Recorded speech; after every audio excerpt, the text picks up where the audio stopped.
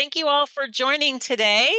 Very excited to be joining you. I'm seeing all the different locations, provinces, and states across North America tuning in.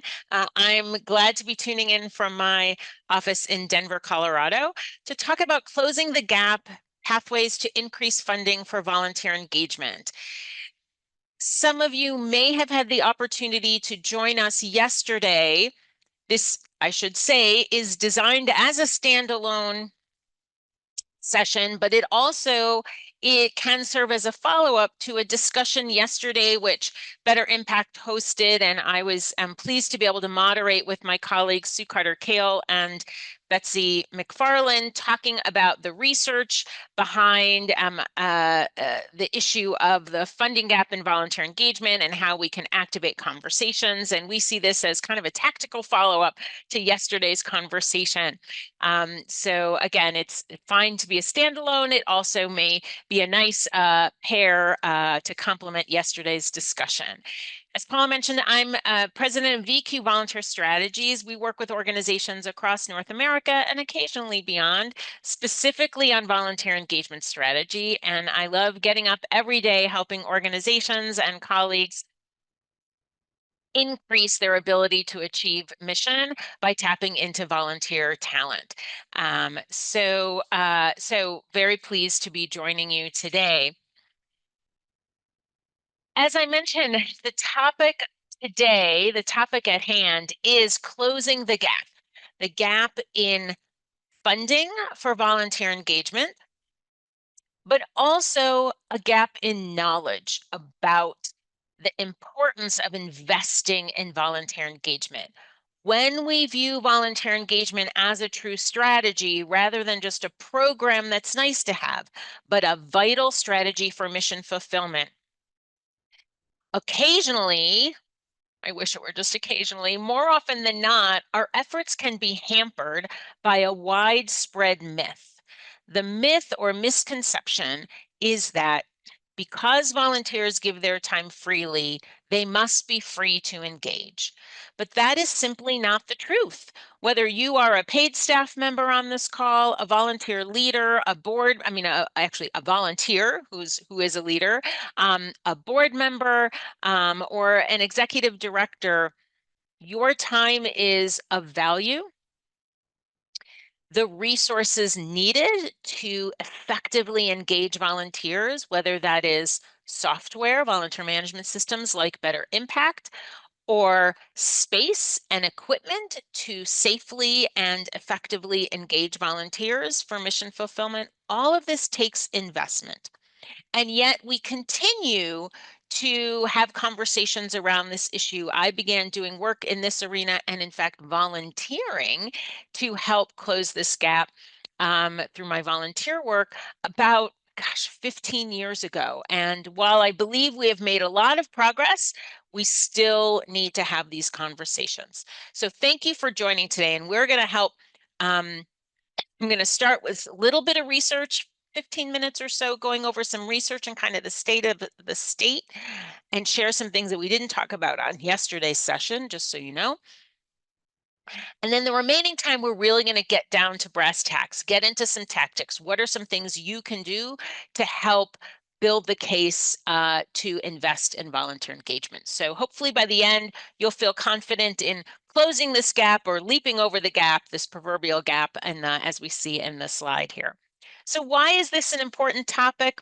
Well, yesterday, Betsy McFarland talked about this importance of the fact that, more than ever before, we are seeing challenges in terms of our workforce. There is unprecedented turnover among paid staff. We also see volunteers increasingly want to shift things around and not necessarily stay, and couple that with widespread funding cuts, and we have a recipe for a real challenge in volunteer engagement. We also know with funding cuts, especially here in the United States, that will likely have ripple effects elsewhere as well, but I'm happy to hear from our folks from Ontario and Calgary and Alberta, I think other parts of Alberta, I think I saw tuning in to share what you anticipate in Canada as well. But we see that there is a critical need to build capacity in order to deliver mission, because in many communities, we anticipate seeing an increase in demand for services. And it might be very easy to say, oh, well, as I often do, as someone who spends just a fair bit of time thinking about and talking about volunteer engagement, gosh, you have an increased demand for services and perhaps stagnant or cut funds. Wouldn't that be great to be able to just tap into volunteer talent to be able to then close this gap? Yet, too many organizations lack the understanding about what it takes to effectively engage volunteers. So it is a perfect storm. And we see this rippling out in a number of different ways. Many of you may have contributed to the research I'm going to cite now, which is the annual Volunteer Management Progress Report, which is the result of an annual global survey of volunteer engagement professionals.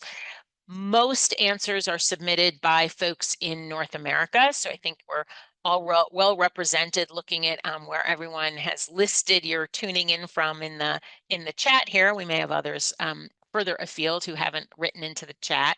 But what are some of the things that we've learned from this 2024 Volunteer Management Progress Report, which was released the results of which were released this spring?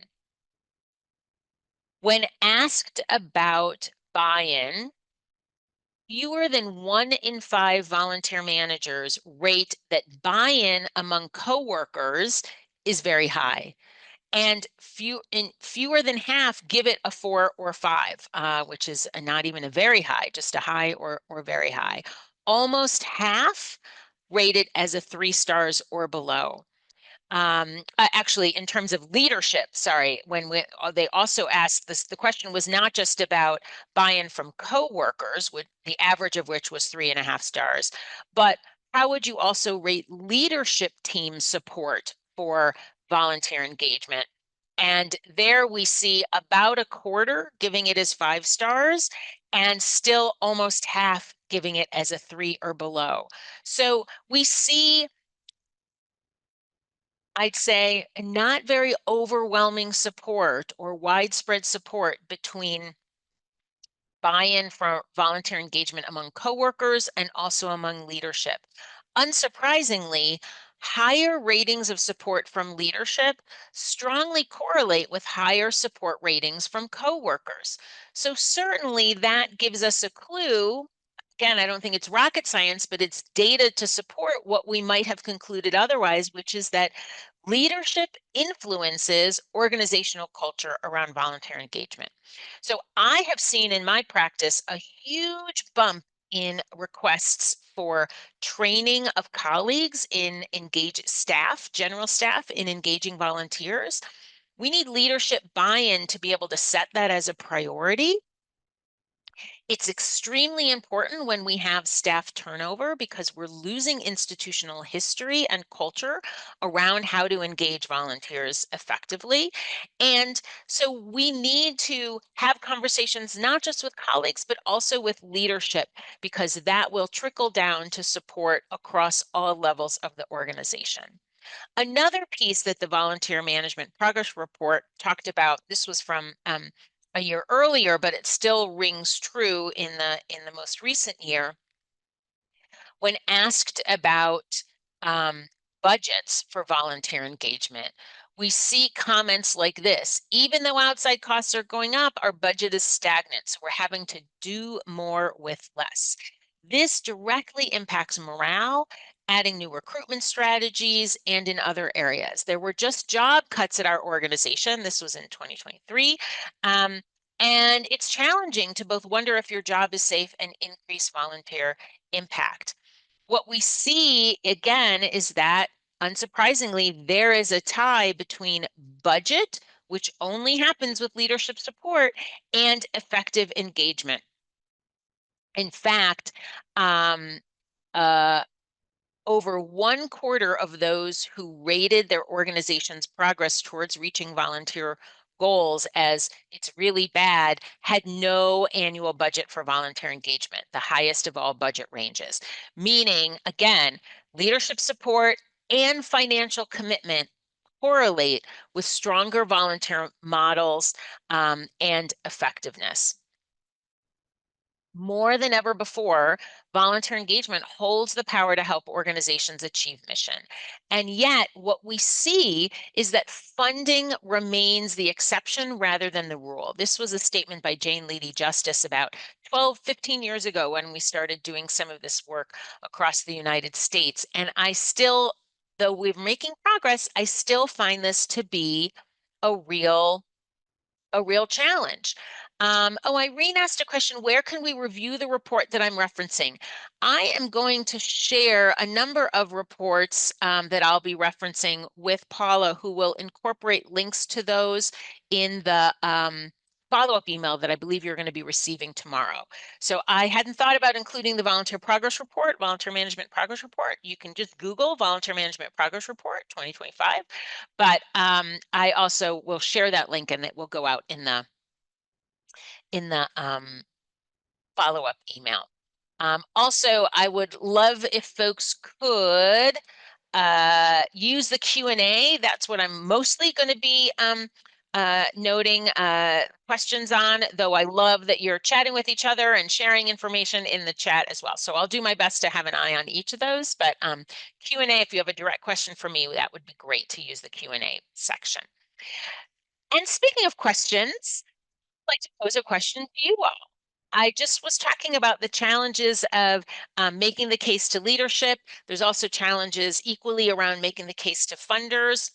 We'd love to post a poll, which Paula's going to launch, asking you to please weigh in with what do you think is the top barrier to funders investing in volunteer engagement. We've set this intentionally as a single choice so that you should be able to just pick what you think is the top one. What do you think are the top barriers? Is it that organizations don't request funding? Is it that volunteer funders succumb to this widespread myth that because volunteers are free, they don't need to be invested in? Or funders don't understand how investments can enhance? Or is there another reason, in which case you're welcome to put it in the chat? And again, we're forcing you to pick your top one, and you may have, I understand that things are often complex and may have other factors. So it seems like it is pretty spread out. We have about over 40% saying funders don't understand how investments can enhance engagement.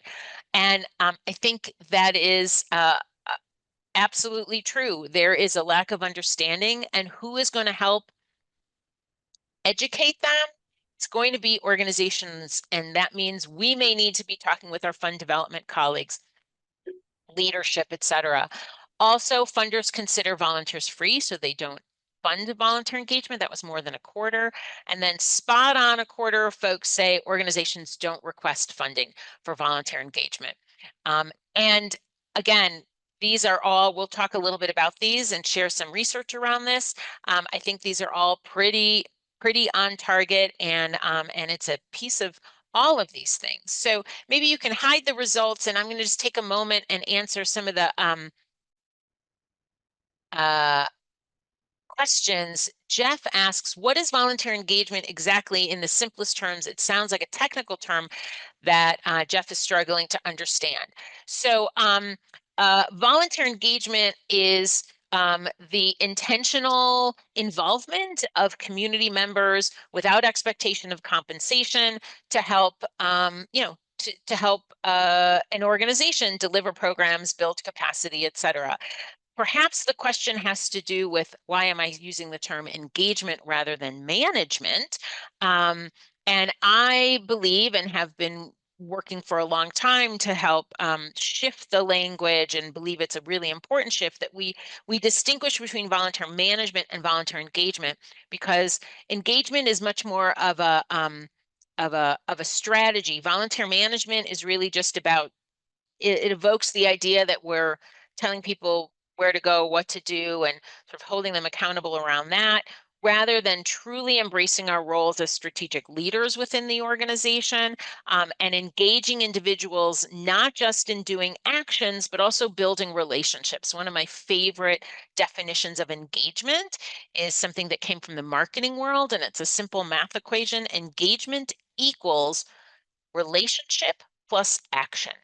So to me, what separates someone from simply volunteering, maybe packing backpacks for a school drive or delivering food, um, to a food collection drive, and truly being engaged is from an organizational side, intentionally building opportunities to nurture a relationship with your mission, with other volunteers, with staff members, with the people who are benefiting. So that's, in my simplest terms, Jeff, that's how I would define volunteer engagement. And Pratika says funders are biased to invest in programs and not operations. I agree. And yet, who delivers the programs?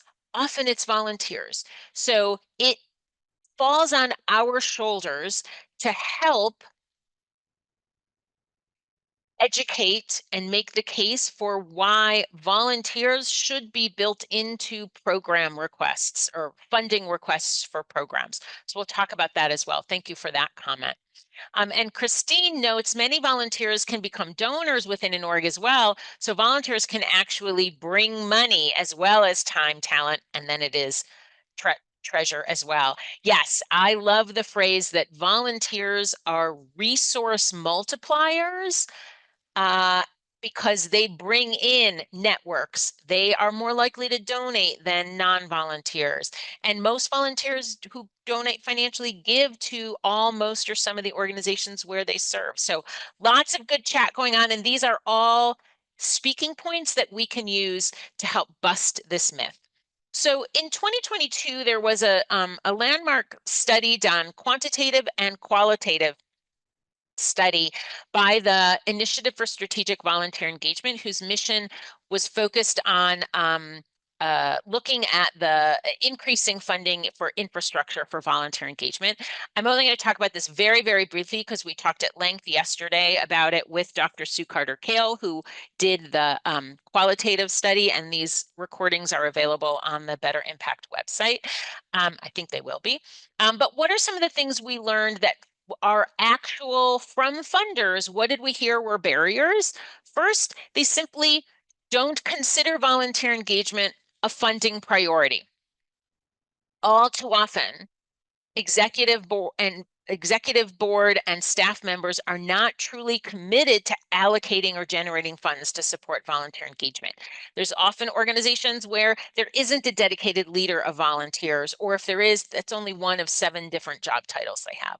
There's also resistance to engaging volunteers more meaningfully, and that reluctance affects funder attitudes. Sometimes staff are threatened and think they'll be replaced by volunteers because we tend to use a lot of misleading and I think dangerous measurements like, oh, we received this many contributed hours and that's a value of X dollars and that equals 27 full-time equivalents. Well, when you start talking about volunteers in their FTEs, full-time equivalencies, that could let inadvertently communicate to staff members that they may lose their job if they engage volunteers. Another, which is not true. We like to talk about volunteers freeing staff up to do the work for which they are uniquely qualified. Isn't it actually illegal to replace FTEs with volunteers? Um, I'm not an attorney and I don't provide legal advice around labor laws, but in general, there is an expectation that it is illegal to lay someone off or fire someone and replace them with a volunteer. But that doesn't mean that staff don't worry about this and that might make them resistant to engaging volunteers, especially when we talk about it in terms of FTEs. So that is, so it's important to, I think, shift our language. And I've heard CEOs begin to change how they talk about it. And that helps create a more fertile environment for engaging volunteers. We also talk a lot about, funders talk about the fact that volunteers are considered a program rather than a strategy. And when we do that, language really matters. When we talk about volunteers, engaging volunteers as a volunteer program, then we pit volunteers against in competition for resources with other program participants. And when we have to make budget cuts, we say, well, let's cut the volunteer program rather than let's cut our food delivery program or our tutoring program or our voter registration program, even if volunteers are the one who are helping to deliver it. So as opposed to talking about volunteer engagement as a strategy to help us expand our program reach, build capacity, it's a subtle but really vital difference. Another thing is there's a lack of understanding about how volunteering and giving are connected. Someone already talked about this already, that volunteers often are multipliers of our resources, giving us access to other donors. And then again, even the term volunteer can be misleading. It evokes the idea of free help, which can compromise the request for services. This particular study was paired with a widespread survey of funders and nonprofit leaders. And we learned as well, what are the barriers, not just among funders, but also among nonprofit leaders. And we see that volunteer engagement, actually, this is from the funder side, that funders think that volunteer engagement lacks accountability and control, that there's often a lack of capacity and infrastructure, and they wonder if this is a sustainable process. They think that volunteers don't stay, but and yet that even if volunteers are not staying as long, that doesn't mean that engaging volunteers in short-term project-based roles isn't truly impactful and can build our capacity.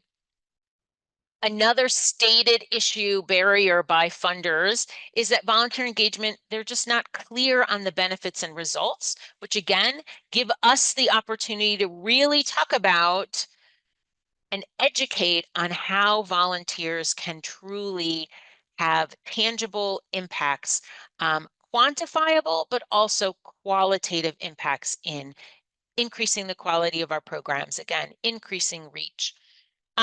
And as someone noted, volunteer funders often prefer to support programs as opposed to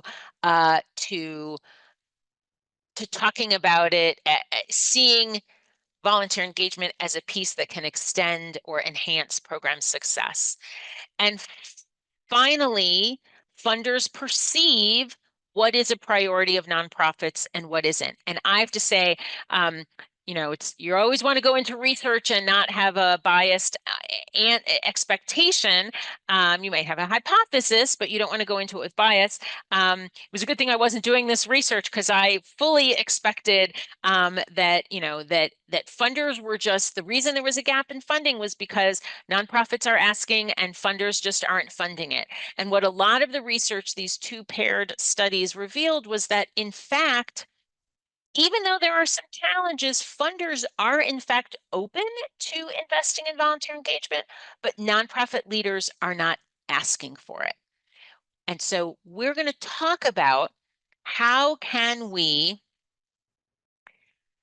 build support? How can we make the case internally to our leadership and colleagues in fund development, as well as externally to prospective funders?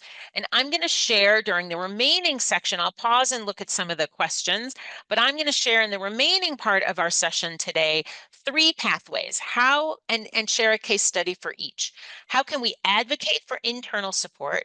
How can we make the case to funders? And in case we have any funders on the call, I'm also going to be sharing some ways that grant makers have incorporated strategic volunteer engagement into their funding processes. And while they still remain the exception, there are some funders across North America that are really beginning to look at this differently.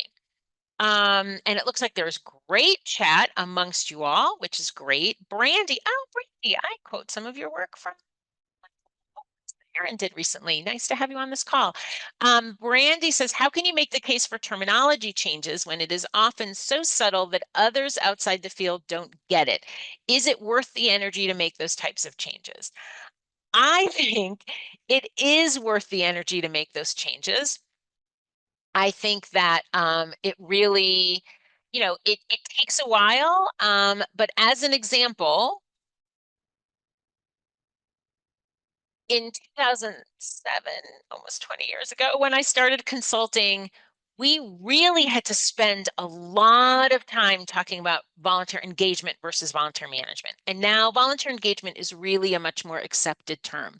We really spent a lot of intentional time talking about not just recruiting volunteers, but cultivating relationships with them. And we always had to say cultivation is intentionally borrowed from fund development because we know that you just have to it's more than just checking something off a list. We need to nurture that relationship ongoingly. And now these terms are much more widely held and used. So it may take some time, but I think it's worth the investment in that effort. TJ added in the Q&A, thank you, TJ. Volunteer engagement is a huge blind spot in strategic planning. I love that. I'm a huge strategic planning fan. We're going to talk about that in some of the, so stay tuned, TJ. That's coming up in an upcoming slide. And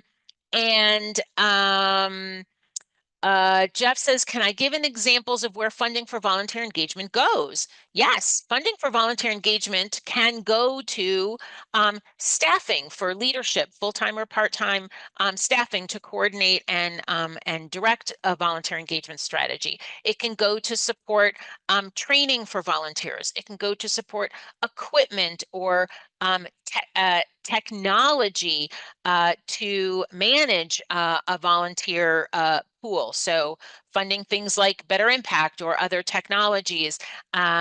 I know organizations that receive funding for tablets for virtual visits. In fact, I'm going to talk about that as an example soon. So any of these infrastructure pieces can go to, and training staff in engaging volunteers. That's all part of funding volunteer engagement. Okay, let's dive in. Kritika, I see your question. I'm going to look at that and see if I can answer it in a little bit. We'll see. And then, but let's dive into 3 different pathways for making the case for investing in volunteer engagement. And those who've been on calls with me before know that I always like to start with a good story. So let me share a little bit about the story of a city that's located about an hour north of where I am along the Front Range of the Rocky Mountains in Colorado.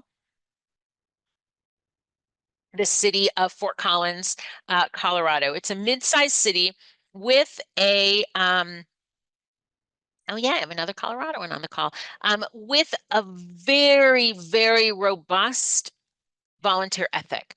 Thousands of residents are engaged in service throughout the city. And in 2020, leading up to 2020, the city of Fort Collins had been an accredited service enterprise. They had a citywide volunteer engagement director, as well as some dedicated coordinators throughout different programs like a city might have in a library or a parks department, and their library is a separate district, but their botanic gardens, things like that, and some of their mediation programs, and they have a robust bicycle program with a volunteer coordinator.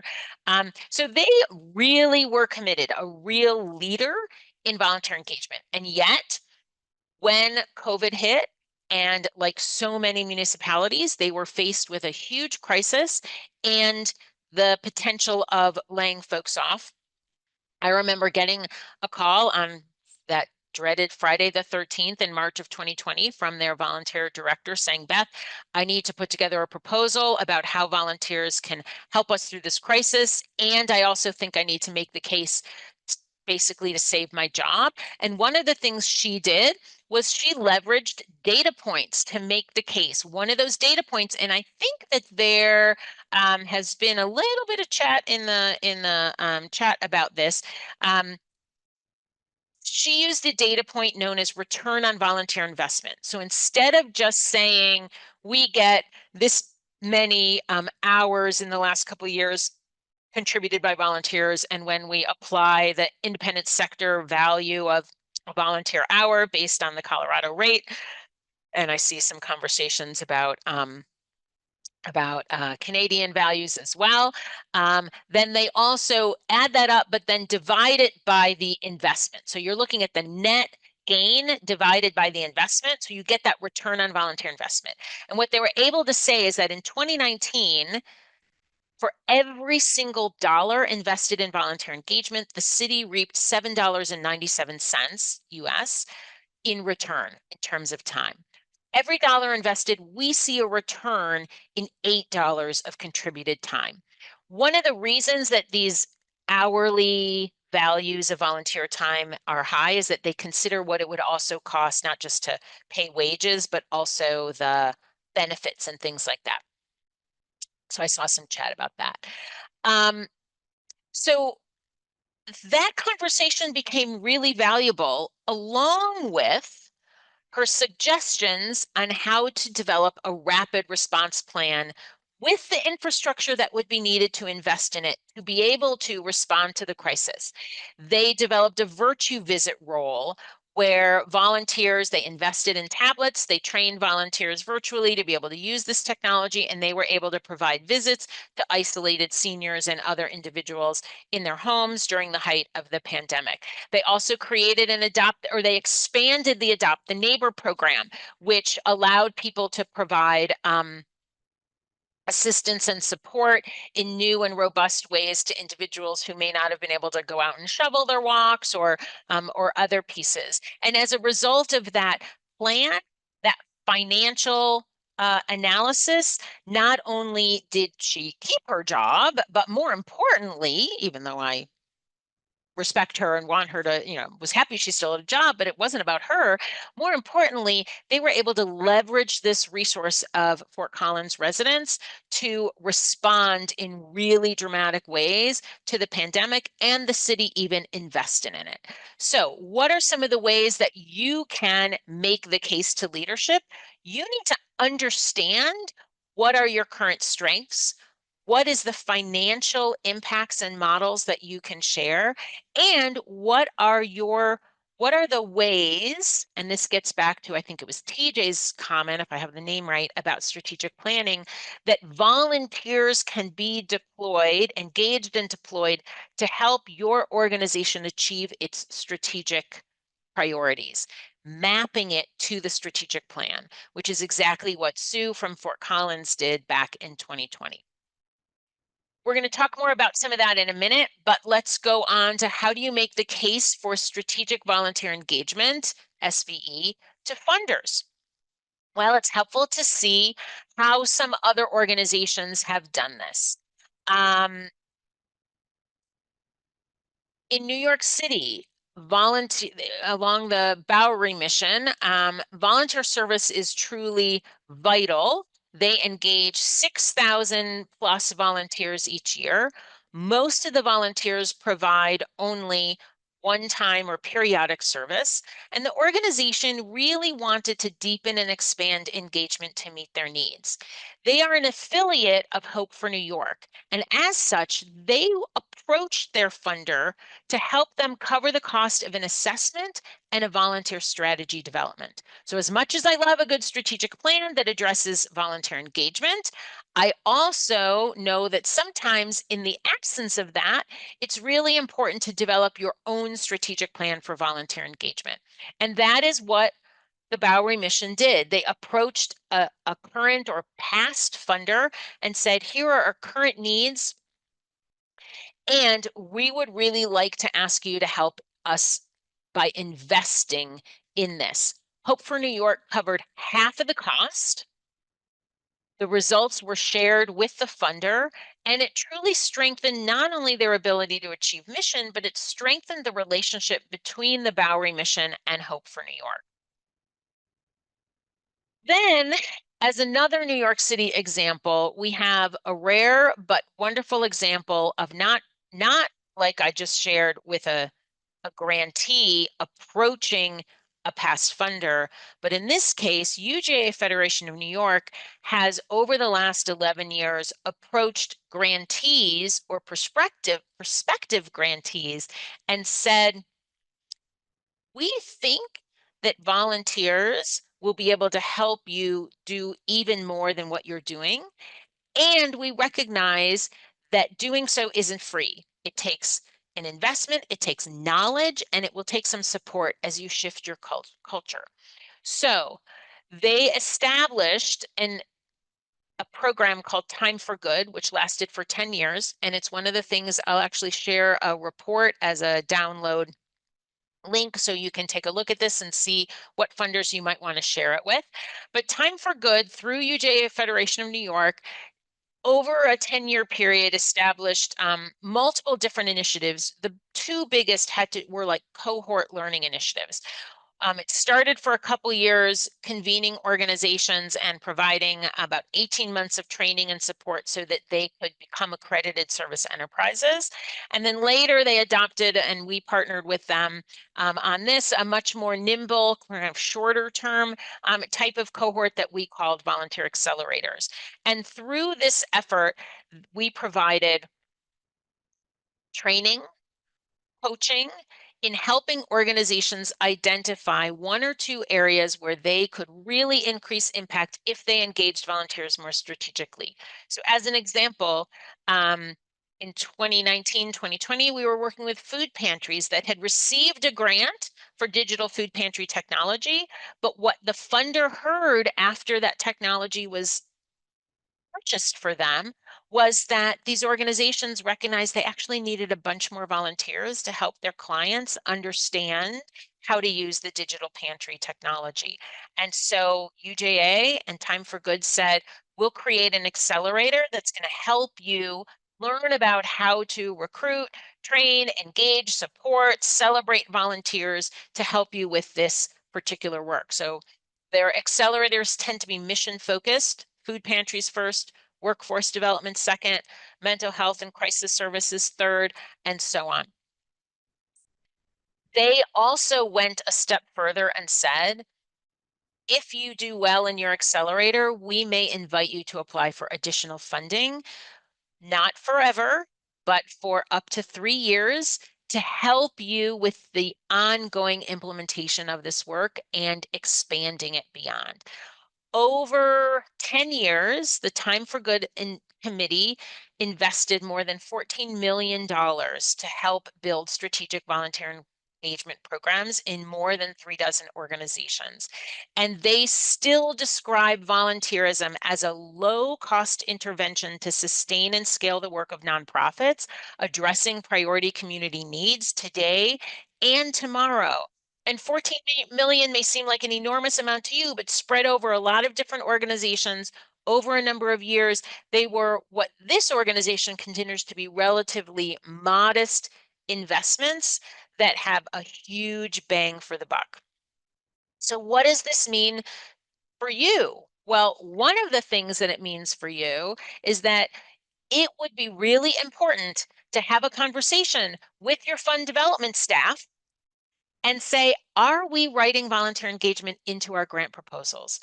There are foundations like UJA Federation that now have volunteer engagement in every single grant proposal, not as a match, not as an in-kind match, but under their programmatic side saying, describe the program you want funded, what are the resources, how will volunteers be engaged to support this program, and what resources do you need to support that engagement of volunteers?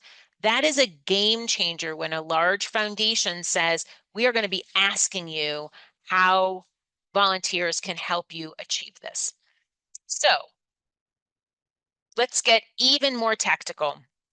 What are some of the action steps you can take to build your case? One of the tools I'm going to be sharing a resource for, is this Activating the Power of Strategic Volunteer Engagement, a conversation starter. And we're going to, in our last 10 minutes before we go to Q&A, really talk about some of the tips, and you'll be able to read into them in a lot more details when you get this follow-up email tomorrow. But here are 7 of the action steps that are listed in this conversation starter. One is setting the foundation, and we're going to take them one by one. Really looking at how we can formalize volunteer engagement as a priority, as a priority across the organization. Integrating volunteerism throughout the organization, prioritizing it, building in volunteer engagement into funding requests, starting a dialogue, revisiting recruitment and retention strategies, and demonstrating in community impact. So let's start with this first one. Oops, I'm going backwards. Sorry. Let's do setting the foundation. What does it mean to formalize volunteer engagement as an organizational priority by building it into your strategic plan? If you are embarking on a strategic planning process at your organization and there isn't representation from volunteer engagement on that team, advocate for that. If your strategic plan is already set, then as you share your impact reports, explicitly map how the involvement of volunteers directly supports each of the priorities, or at least one priority articulated in your strategic plan. You may have to draw it out specifically, but sharing total hours and the dollar value doesn't tell anything about how volunteers advance your organization's ability to fulfill its strategic priorities. You should map that to all of every output, every outcome that volunteers drive should be mappable to a strategic priority in your strategic plan. Obviously, other action steps include hiring volunteer engagement professionals, creating volunteer engagement policies and procedures. All of those things help establish your strategy, your arena, as a vital aspect of their operations. A way to start is to think about what are your strengths? How are volunteers increasing your impact already? Where do you have opportunities to enhance practice? And what and where would you benefit from investing in volunteer engagement, infrastructure, practice, and more? What are the areas that you can benefit from so that you can then make the case not just for something theoretical, but something really tangible? Some of these tips, any of the slides that are in the dark blue, come from a tool that I'll also share, which is a guide for nonprofits on how to talk to funders and make the case. But all of this is applicable internally with nonprofit leadership as well. So number 2, action step for nonprofits, integrate volunteerism throughout your organization. Don't just train volunteers, train the staff who engage and interface with volunteers as well. And, sometimes we have to get ourselves at the right table, even if we haven't formally got the invitation. So get yourself on other program departments' meetings and introduce them a little bit to how volunteers help your organization, and then facilitate a brainstorm discussion around how volunteers might be able to help them achieve their departmental priorities. Help them think about engaging volunteers in new ways. Let them know how you might be able to support them in this arena, what roles you'll play and what roles they might need to play, but that you're there to support them. So I think that's an important piece of positioning yourself as an internal consultant, not just as a fulfillment center, not just as someone who receives and processes orders for 20 volunteers to help with an event in a couple weeks, or God forbid, next week. Often we don't get a lot of notice, but instead as a strategic partner, insert yourself into other departmental planning processes and position yourself as a leader of an asset which will benefit them. That's how you get to the number 3 action step, prioritizing the strategy. Organizations that really embrace strategic volunteer engagement and invest in it place volunteer engagement professionals on the leadership team. You may not be able to control that, but I think that you can certainly manage up and equip your leader to do that by providing them with the resources and the storytelling. Make sure that you talk about the infrastructure that you have, what might be needed, and ultimately those impacts. Brooke asks, are there other resources or case studies I can recommend to give a blueprint on how to present to leaders at the table. I'm going to share some tips, and the tool that I said I'll be sharing, the Guide for Nonprofits, gives you actually some case-making tools. So you'll be getting that in the follow-up, and I'm going to keep pulling some information from there. And then there's building strategic volunteer engagement into funding requests. Explicitly request funding for strategic volunteer engagement in grant applications. Share the ways that volunteers contribute to program or operational success in grant requests to make their involvement more visible. Dr. Sue Carter-Kale found in her qualitative research with funders is that volunteers are hidden in plain sight. People know about volunteers, but they don't actually see them as driving mission. So we need to make the invisible visible. Have you had conversations with your fund development colleagues? Do they even realize that we could be asking for additional funding to help volunteers deliver on programs that they might be seeking funding for? So go to those meetings with colleagues in advancement or fund development or with funders, bringing compelling reasons to invest in volunteer engagement. And to the person who just asked before, Brooke, about resources, here's a couple specific tips that you could use in, or speaking points in talking to leadership. What are some compelling reasons to invest in volunteer engagement from internal budgets or from external funders? It leverages and increases the impact of grant making. It's linked. We have lots of research that shows that organizations that do volunteer engagement well are stronger, more effective, and more scalable. That it's a way to increase trust among community members, and that it can also be a resource multiplier by increasing funds from volunteers and access to prospective donors. One of the resources also has some key questions to consider before contacting a potential funder. Questions like, how are we already engaging volunteers to address some of these needs? How are volunteers already making an impact on this issue? How is our organization unique in addressing this problem? And how are we unique in the ways that we engage community members as partners in addressing these challenges? What's the outcome of this increased effort?